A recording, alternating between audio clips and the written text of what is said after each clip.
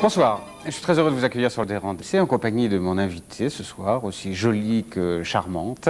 Et nous parlerons, non c'est vrai, je suis très content de vous recevoir, Violaine Vanoyek. Nous parlerons de la naissance des Jeux Olympiques et du sport dans l'Antiquité, puisque c'est le titre de cet essai que vous venez de faire paraître aux éditions de Lettres. Mais nous allons, si vous le voulez bien, avec l'actualité monégasque, avec quelques petits jours de décalage. En effet, vendredi dernier, Son Altesse Sérénissime le Prince héréditaire Albert inaugurait à Fontvieille un nouveau transformateur électrique. Une équipe de TMC était sur place. Inauguré vendredi dernier par Son Altesse Sérénissime le Prince héréditaire Albert, en présence de nombreuses personnalités de la Principauté de Monaco et de la commune limitrophe de Beausoleil, le poste de transformation de Fontvieille est un des équipements qui permet la création d'une source d'énergie électrique de haute qualité sous une tension de 63 000 volts. Le littoral méditerranéen, et plus spécialement la Côte d'Azur, connaissent, on le sait, une croissance démographique importante entraînant une forte augmentation de la demande d'énergie électrique. La région des Alpes-Maritimes, comprise entre Villefranche-sur-Mer et la frontière italienne, s'avère être forte consommatrice. À cette fin, elle a été dotée depuis une vingtaine d'années des équipements de transport et de transformation correspondant à une demande croissante. Pour autant, la Principauté de Monaco, qui n'a pas bénéficié de ce développement du réseau, connaît, ainsi que Beausoleil, un taux de croissance de la consommation d'énergie électrique beaucoup plus élevé que celui des villes voisines.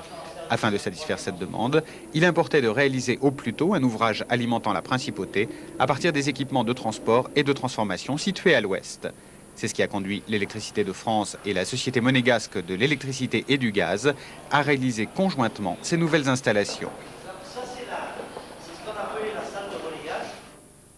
Voilà, on aura de l'électricité, on sera tous au courant. Violaine Vanoyek, vous êtes une habituée de Monaco, vous venez souvent C'est vrai, avec plaisir d'ailleurs. Est-ce que vous avez le temps quand vous venez d'aller sur la place du Palais Princier?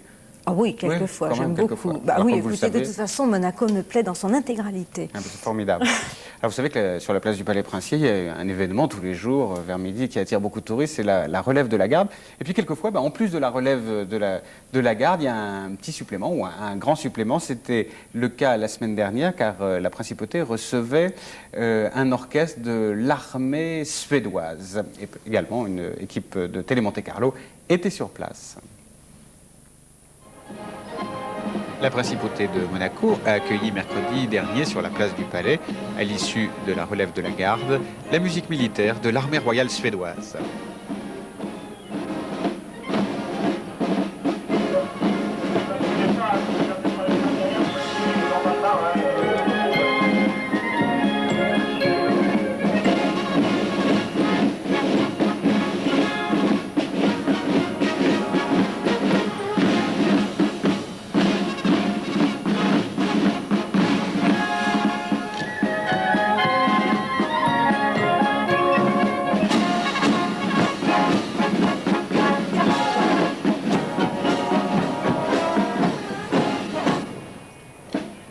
Le public monégasque et les nombreux touristes présents en Principauté a ainsi pu découvrir cette formation militaire prestigieuse dont les origines remontent au début du XVIe siècle. Créée en 1520, cette division de l'armée royale a préservé au fil des ans la richesse de son patrimoine musical en communiquant le charme des traditions aux jeunes recrues. La particularité de cet orchestre est en effet d'être uniquement composé de conscrits. L'harmonie et la magie de cette union, une soixantaine d'appelés encadrés par 14 officiers, doivent donc être sans cesse renouvelés.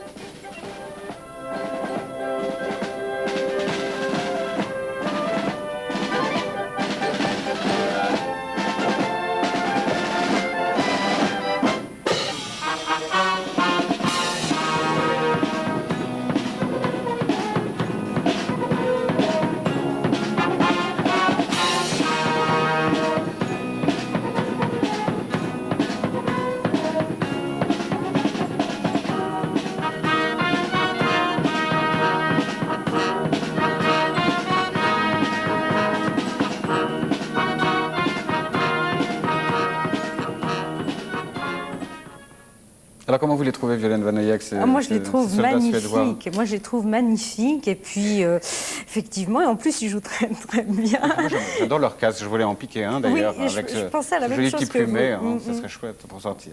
Oui, bon, ce serait très bien dans l'émission. Tout à fait. Ouais. On va y songer. On va faire une commande. Violaine, ça ne vous ennuie pas qu'on parle un petit peu de votre livre, quand même? Vous êtes venue ici. Alors, je vous avais reçu il y a 2 ans pour un très, très beau roman qui s'appelle Les Louves du Capitole, qui racontait l'histoire de Popée et d'Agrippine. Vous avez beaucoup travaillé depuis, et entre autres, eh bien, vous avez écrit cette naissance des Jeux Olympiques et le sport dans l'Antiquité. C'est un livre qui tombe à propos d'une année olympique. Je suppose que c'est un petit peu dans cet esprit-là que ça a été fait. Oui et non. Non. C'est-à-dire que l'éditeur a eu l'idée de le sortir maintenant, et je trouve que c'est une heureuse idée, mais c'est pas franchement opportuniste de ma part. C'est-à-dire qu'en fait, si j'ai écrit ce livre, c'est parce qu'il n'y avait rien sur les premiers Jeux Olympiques jusqu'au IVe siècle après Jésus-Christ. Vous savez qu'il y a eu une interruption entre le IVe siècle et Pierre de Coubertin, qui les a réorganisés, et un vide complet.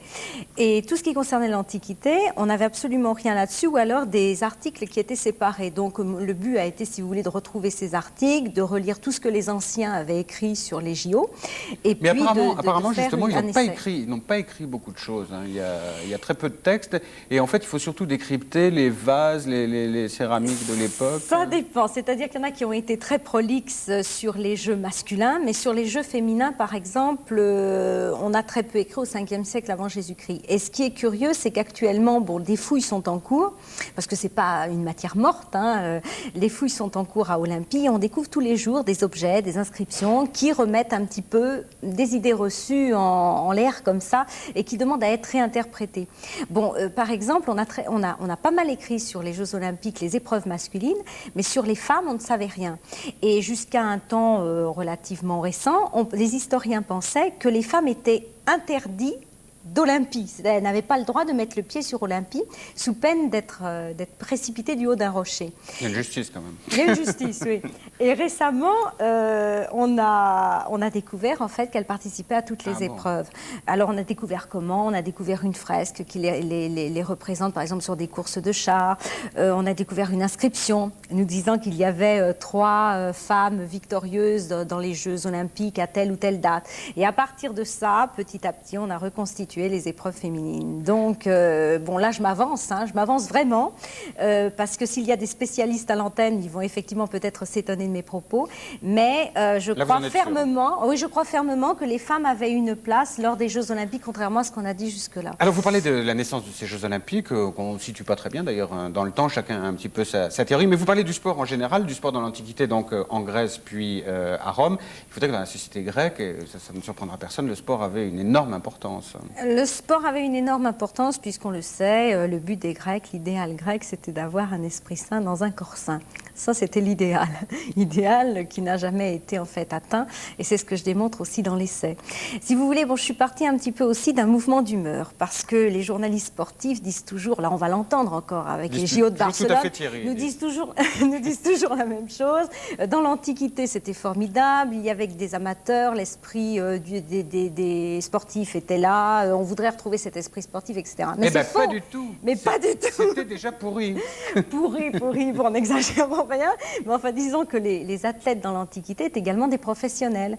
Dès le VIe siècle avant Jésus-Christ, les athlètes étaient surentraînés, étaient suralimentés, suivaient un régime, avaient des managers, appartenaient à des clubs, passaient d'un club à l'autre, évidemment, si l'un leur offrait davantage d'argent, étaient payés. Vous savez qu'un vainqueur, enfin vous ne le savez pas, mais je vais vous le dire, un vainqueur olympique gagnait de 600 à 1000 drachmes. Et un mouton valait une drachme. Exactement, oui, voilà. Donc ça représente énormément d'argent. Un athlète était exempté, enfin un athlète qui était vainqueur, mais même un athlète sélectionné était exempté d'impôts pendant toute sa vie. Sa famille était exemptée d'impôts. Il y avait plein d'avantages. Donc évidemment, beaucoup de gens avaient tout intérêt à obtenir ces avantages et donc se devenaient professionnels. Alors le sport amateur, disons, est-ce qu'il existe vraiment? Est-ce qu'il a un jour existé? peut-être à l'époque homérique, c'est-à-dire dans des coins dans des temps très reculés, où on avait un esprit noble, chevaleresque, mais très rapidement, à partir du moment où il y avait de nombreux avantages à acquérir, le sport a formé des professionnels. Alors après, donc, vous passez de la Grèce, où effectivement le sport avait cette importance dont vous venez de parler. En revanche, à Rome, alors je ne sais pas si c'est à cause de la décadence, où les gens préféraient boire, les femmes, là c'est déjà un petit peu plus déprécié, hein, le sport. Le sport est très déprécié à Rome. C'est-à-dire l'athlétisme est très déprécié parce que quand les Romains ont vu ces athlètes nus, on courait nus. Quand ils ont vu ces athlètes grecs courir nus, ils se sont demandé dans quel but et pourquoi. Ils ne comprenaient pas l'athlétisme. Ils comprenaient des jeux du cirque où on se battait contre des lions, contre des gladiateurs, mais ils ne comprenaient pas ce qu'on appelait la beauté du sport. Et donc ils ont quand même participé, les Romains, à des courses d'athlétisme. Par exemple, Néron a été courir à Olympie, Caligula aussi. Mais dans un seul but, c'est de ramener un prestige pour la ville, pour leur ville ou pour leur pays. Donc vous voyez, la notion d'image existait aussi déjà. On allait courir à Olympie pour donner une bonne image de sa ville ou une bonne image de son pays. Voilà, eh bien, la naissance des Jeux Olympiques et le sport dans l'Antiquité, c'est de Violaine Vanoyek et c'est aux éditions des belles lettres, si vous voulez en savoir plus, donc sur le sport à cette époque fabuleuse. Il n'y avait pas beaucoup d'ailleurs de sports différents hein, dans les premiers jeux. Il y avait la course, enfin c'est pas lancer du javelot, lancer moins varié que maintenant. Il n'y avait pas le golf. Il n'y avait pas le golf, par exemple. Sûr. Bien sûr. Eh bien, sachez que à partir du 1er juillet jusqu'au 4 juillet aura lieu à Monte-Carlo, comme tous les ans d'ailleurs, l'Open de golf. Il y a quelques jours, nous avons assisté à une conférence de presse où Maître Jean-Charles Rey, qui est président du Monte-Carlo Golf Club, nous a présenté ce 9e Open de golf et à qui j'ai demandé quels seraient les stars présentes cette fois-ci, cette année, sur les greens. Parmi les fidèles, les très fidèles, il y a évidemment Seve Ballesteros, qui est toujours le très grand champion qu'il est, même s'il joue un petit peu moins. C'est l'homme qui tient le haut du pavé dans le golf depuis 18 ans. Alors, même s'il joue un petit peu moins, même si les années ont peut-être un peu de poids sur ses épaules comme sur celles de tout le monde, même s'il a peut-être d'autres préoccupations dans la vie, c'est un joueur de grande exception et qui ne sera pas remplacé de sitôt. Et puis, alors, il y a évidemment Woosnam avec qui nous avions un contrat. Il y a 4 des 6 meilleurs joueurs européens. Il y a ensuite, il y a évidemment les 15 Français, les 15 meilleurs Français, les 5 meilleurs Italiens. Et puis, il y a toujours nos vieux amis comme McNulty, qui n'a pas très bien joué l'année dernière parce qu'il a dû être opéré d'un genou. Il va maintenant très bien, il revient à sa place dans le concert européen. Toujours le vieux s'il m'entendait, Roger Davis. Nous avons David Feherty qui est un membre de la Ryder Cup européenne et qui a percé l'année dernière d'une manière assez impressionnante. Et nous avons en plus, alors c'est ça, nous avons évidemment Forrest Brown, le premier Suédois. Nous avons un peu innové cette année. C'est pas tout à fait une innovation, puisque nous en avions déjà eu un, mais nous avons un Japonais qui s'appelle Rex Karamoto, et un Thaïlandais dont le nom, pour moi, est imprononçable, enfin le prénom est imprononçable, mais qui s'appelle Bunchu et qui est dans les tout premiers joueurs du circuit thaïlandais. C'est un parcours assez technique, c'est sûr. Si vous êtes dans la première série ou vous êtes professionnel, c'est sûr que le parcours ne représente pas beaucoup de difficultés. Mais pour les joueurs de plus de 15 de handicap et troisième série, c'est vrai, ça représente pas mal de difficultés parce que parfois les fairways sont assez étroites et surtout sur le parcours, le trou numéro 3, c'est difficile parce que c'est assez ondulé les fairways et on ne voit pas les graines du tee. Ce 9e Open est doté d'un prix assez faramineux. Oui, enfin, ça nous paraît faramineux parce que c'est nous qui le payons. Mais c'est dans le très bon premier tiers des Open européens. Quand on pense également qu'il y a beaucoup d'Open nationaux, ça n'est pas mal, comme vous le dites, sans être faramineux.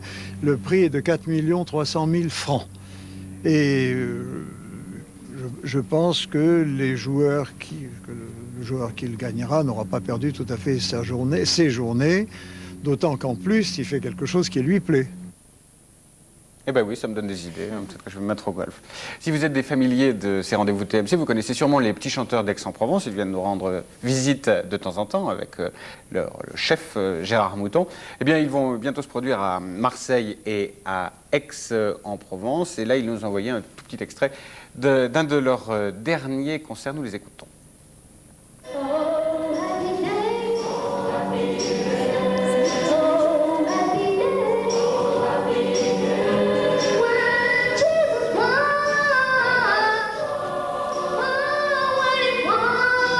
Voilà, donc au programme des petits chanteurs d'Aix, chaque concert comporte 2 parties bien distinctes, une partie avec des chants sacrés à partir du XVIe siècle, et puis une partie avec des chants profanes, donc des chansons modernes.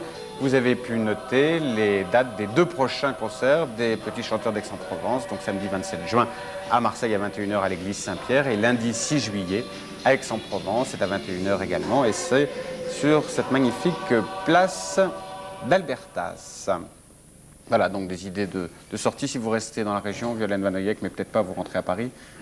Oui, mais je vais revenir très très vite, oui. Ben alors, dans une semaine.